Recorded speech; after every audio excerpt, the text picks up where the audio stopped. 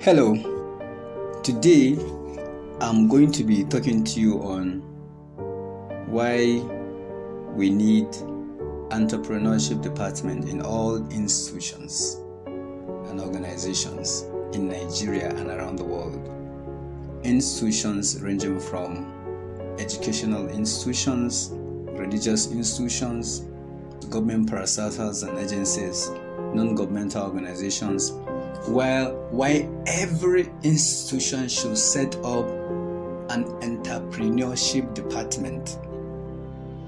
In my humble submission, there are 5 reasons why every institution in Nigeria, most especially and around the world, should set up an entrepreneurship department.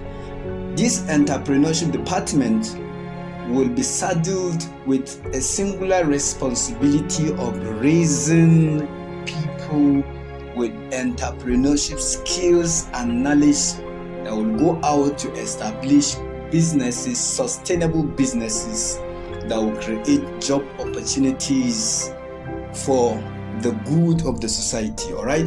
So, but before I go into these 5 reasons why every organization, including even companies, even business organizations, should have entrepreneurship department, I would like to take us into some data about poverty in Nigeria, in Africa, and around the world. First of all, according to World Poverty Clock, 86.9 million people live in extreme poverty in Nigeria. And in the same light now, according to Business Day, 88.4 million people in Nigeria live in extreme poverty. That is to say that for about 45% of the total population in Nigeria live in extreme poverty. Now, in 2003, nearly 12% out of the world population in extreme poverty live in Nigeria. That is to say that out of the total population in the whole world that live in extreme poverty, 12% of them live in Nigeria. All right. Now, 63% of persons living in Nigeria, which made up of 133 million people, are multidimensionally poor. That is according to Nigerian Bureau of Statistics. 63% of Nigerians live in poverty, over 133 million people. All right. And then thirdly, as of 2022, 416 million people live in extreme poverty in Africa, out of a population of about 1.4 billion people. That is according to www.statista.com. All right. More so, about 9.2% of human beings in the world, of the total population of the world, live in extreme poverty. Alright, this 9.2% actually made up of 719 million people. That is about 1 billion people in the world live in extreme poverty. Alright, and then lastly, according to World Poverty Clock, in every 1 single minute, 8 people in Nigeria fall into extreme poverty class. Extreme poverty. That is in every 1 minute, 8 persons are catapulted into the extreme poverty, group of people. All right. So now that is scary data. That is a very scary data, and with this data now, I will take us into 5 reasons why I believe that every institution in Nigeria, if you're a pastor hearing me, if you're an imam, if you're a vice chancellor, if you're a principal, if you're a headmaster, if you are a director of an institution, as you are hearing me now, you need to know that you need to begin to think of setting up an entrepreneurship department. 5 reasons quickly. Number 1, because of high rate of unemployment. Now, there is higher rate of unemployment in Nigeria. All right, we have millions of Nigerians roaming the streets with no job, either unemployed at all or underemployed. And of course, with this actually increase the rate of poverty we have. This is responsible for all the data I've said above. All right. Secondly, increasing business failures. All right, 90% of all businesses, all companies close down or fail in less than 5 years of their startup or their taking up. All right, so every business, all the companies that start, they live not to see their 5th year anniversary. In other words, they have to close down for various reasons. And thirdly, there is a growing population in the world. Now we have over 8 billion people living in the world. All right, so because of the high level of growing population in the world, we need to begin to think of setting up entrepreneurship departments. And number 4, because of government failures. All right, governments in Nigeria, right from the local government, state and federal level, and in Africa and around the world, are failing. Our politicians are failing. All right, larger population of people all over the world depends on government, are looking onto government for their survival, for their well-being, for their material well-being. All right, but government is failing. Our politicians are failing. Now, all these reasons put together, the 4 reasons mentioned, the high rate of unemployment, increasing business failures, growing population, and government failures, is now leading to the 5th reason, which is the danger of insecurity, or the growing level of insecurity. All right, now, especially in Nigeria, there is a growing level or increasing speed of insecurity, ranging from all forms of criminality, terrorism, banditry, kidnappings, and all kinds of security that is posing a serious threat to our collective existence as human beings. All right, so now, because of these reasons, I submit that we need to set up entrepreneurship department. All right, now, if you look at most of our institutions, our religious leaders, for instance,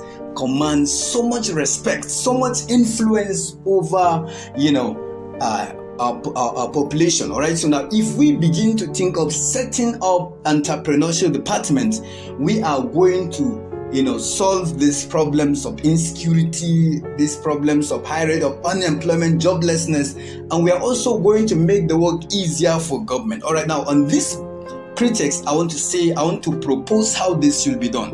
While in the university, at some point, some of the universities we have in Nigeria, for instance, have brought off a course we call entrepreneurship, where the graduates are taught about business so that they can be able to think for themselves. But now, that is commendable, and at this juncture, I must commend the lecturer that taught me on entrepreneurship while in the 200 level. He did an amazing work. He did a great work for us, because he wasn't only a lecturer, but he was also an entrepreneur. So he impacted so much on me and many of my classmates that time. All right, so I want to suggest that we need to, as we set up this entrepreneurship department in our churches, in our mosques, in our universities, college of education, secondary school, primary school, the lecturers, the tutors, the teachers, the people that will teach this course, they should not only be people that are educated as in formal education now in business, people that have MBA or PhD in business administration or management, but largely they should be people that have experience, practical experience in business. All right, those that have the head knowledge may be part of those that will set up the curriculum, but the teachers should not, the lecturers, the resource persons should not just be people with formal education. They should be people with first-hand experience in business. Whether in churches, you can sit down, even in a church, if there are no business people, you can go to another place to outsource these materials. There are these resource persons, these people all over the world that are there willing to dish out their knowledge. You can find them, all right? So we can locate them, we can outsource them so that they will teach us. All right, now, for instance, in churches, the way we have different subgroups in churches, men fellowship, women fellowship, youth fellowship, the choir, and all that, we need to set up a special department that we call entrepreneurship department, which will now be headed by people with business experience, and then begin to groom and train young people with experience in business. All right. I want to believe if we do this, we'll go a long way in solving the problems of high rate of unemployment, in reducing business failures. Now, even in companies, even in businesses, because we have people running businesses that are just employed with university degrees with no practical knowledge, which largely wreck down these companies and all that. So by the time we do this, we'll begin to reduce down the level of business failures.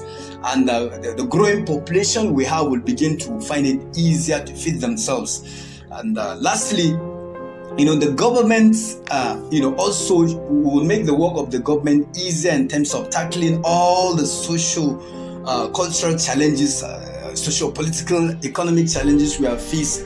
And so at this juncture, I would like to say that government should look into this, and not only the government should be able to provide the enabling environment for this setting up entrepreneurship department to thrive, and then also create the enabling environment, providing seed capital and all other necessary environment that is needed for business to thrive. With this, we will go a long way also in tackling the issue of insecurity, because largely is fueled by spate of unemployment and poverty in our land. All right. So now at this point, I also would like to invite you, if you're interested in business, if you're interested in developing your financial intelligence, US Business School, USB, which means Omar and Sons School of Business, USB, is an institution, it's an online virtual institution with a singular responsibility of injecting the right knowledge and skills and experience, on how to set up a business and how to manage a business, and then of course financial intelligence. All right, so now I want to now suggest that you key into this business. I'm in this business school, and this business school is 100% virtual. All right, and the lectures are only on Saturdays, and it runs for 3 months only. All right, so you can be a student, you can be a worker in any organization, you can be a CEO of a company, you can even be a president of a country, a pastor, a minister heading any ministry.